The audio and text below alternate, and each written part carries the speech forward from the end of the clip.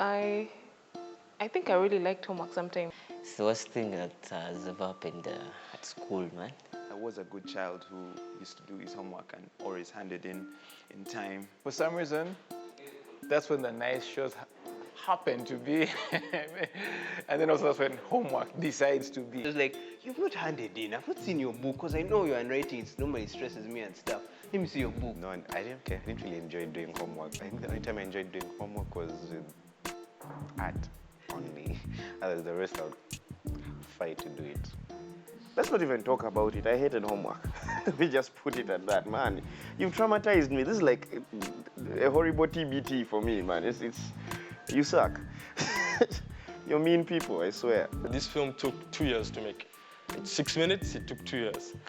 But the way I spin it is that it didn't take us 2 years to make the film. It took us 2 years to form a team, right? And to get it right. My experience with homework is actually what informed this short film.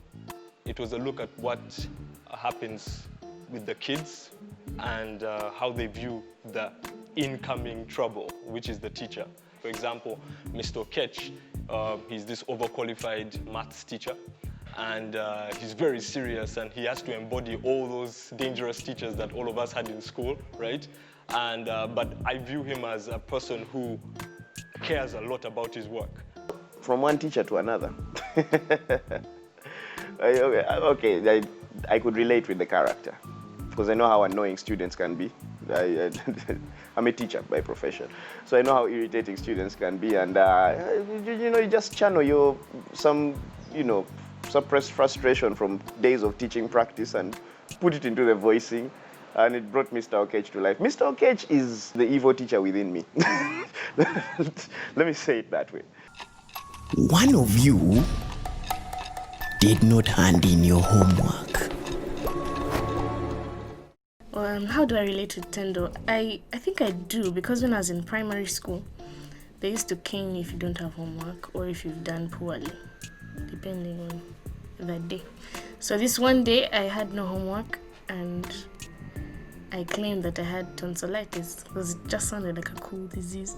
And so I started coughing and they said, for you, what's wrong with you? You know this dry cough?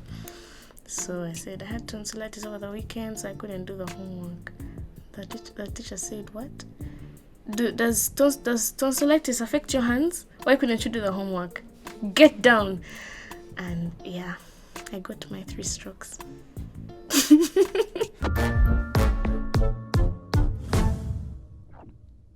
A Kalabanda ate my homework. In Amia's shows, okay, like honestly, I think I was kind of a crybaby because when the teachers used to ask me, I would really cry to avoid answering the questions.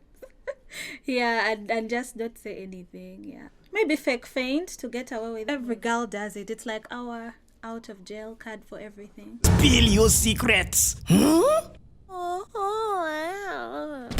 the beginning of production, I was involved in writing the script, and that was a test of its own because it went through so many changes and rewrites in order to make jokes land, in order to make dialogue sound natural, in order to make the story more fluid, because it was all, I guess it's the normal thing of writing anyway. You have to learn to accept that what you've written initially might not be good. Kalabanda Hate My Homework the title was resonating with a lot of people. So I was really scared. When I came up with the idea, it was this thing of, will anyone actually really care about this? But people seem to resonate a lot with the Kalabanda because everyone seemed to have an experience with the Kalabanda. Well, the first time I had the idea, I was like, this is new. Because we rarely ever get to take our own African stories and make something out of them. So I was actually happy, I was excited. I'm like, Kalabanda ate my homework. What the heck is this? What are you people smoking? I want some. And once you go through criticism from other people and constructive criticism and testing with people, market testing. So you show it to a 5-year-old to a 20-year-old, you show it to a 70-year-old, and if all of them kind of like it and they give you kind of feedback, it kind of informs whether or not you're doing something that's worthwhile. You start to realize, nobody likes this character that I've written. Perhaps he should have a change in personality. You know? It was quite. We were really happy with the feedback that we got from the general audience, the public, and I think it has been a very rewarding experience, and we've learned a lot.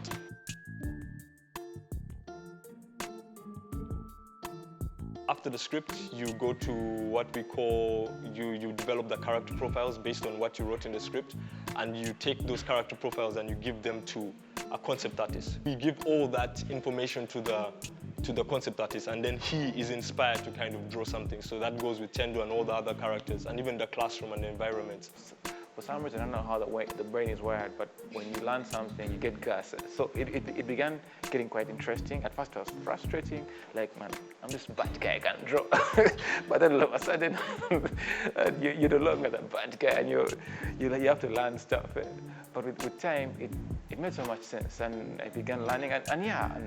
And I could say my drawing skill has gone from just drawing to drawing with purpose, and that's it for me. Yeah, I think that's it for me. Then after that, what we go to is the storyboarding. Storyboarding is where we do like very, very simple drawings of each shot of the written in the screenplay. So it's morning, Mr. Ketch standing at the door. So you do a visual representation of that. Then after that, what you go to is what you call an animatic, which is basically a very simple form of the final animation, which is like a 2D. It's usually in 2D animation. So it's usually like simple sketches with simple poses to show us, and this helps us get the general timing of the animation. I think it has been good because I've learned a lot. I've learned from the team. Before I joined the team, I think I mainly used to animate. The rest of the things were weak. I was so weak at lighting, texturing, and stuff like that. But being in the team now, they have helped me grow stronger. I'm even more confident now as an animator. What we do is that we start developing the characters in 3D. We go for 3D modeling.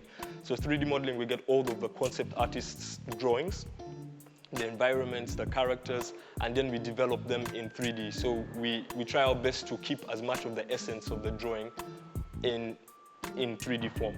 So after that, we do texturing, texturing is surfacing all of the objects in 3D. So if a material needs to feel like a sweater, we have to make it look like a sweater. You see, the skin has to look like skin.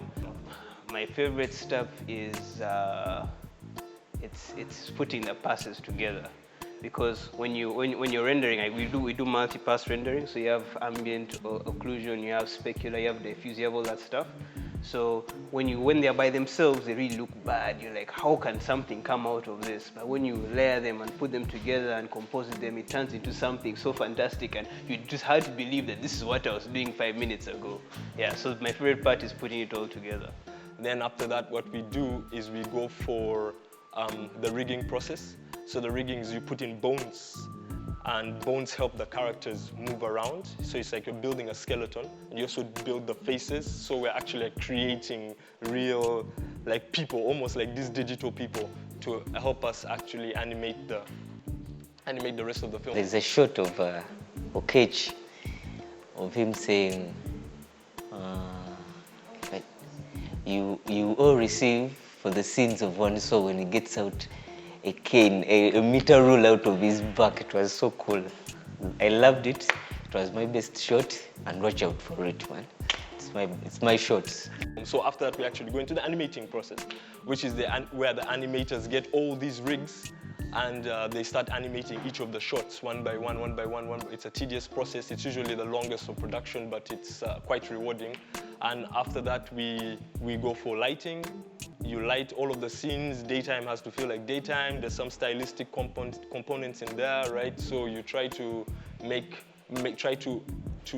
sure that a scene feels like you want it to feel using lights. Oh, okay. Now this one was funny. Like before the mixing and all, like it was still raw, and the breaking of the ruler.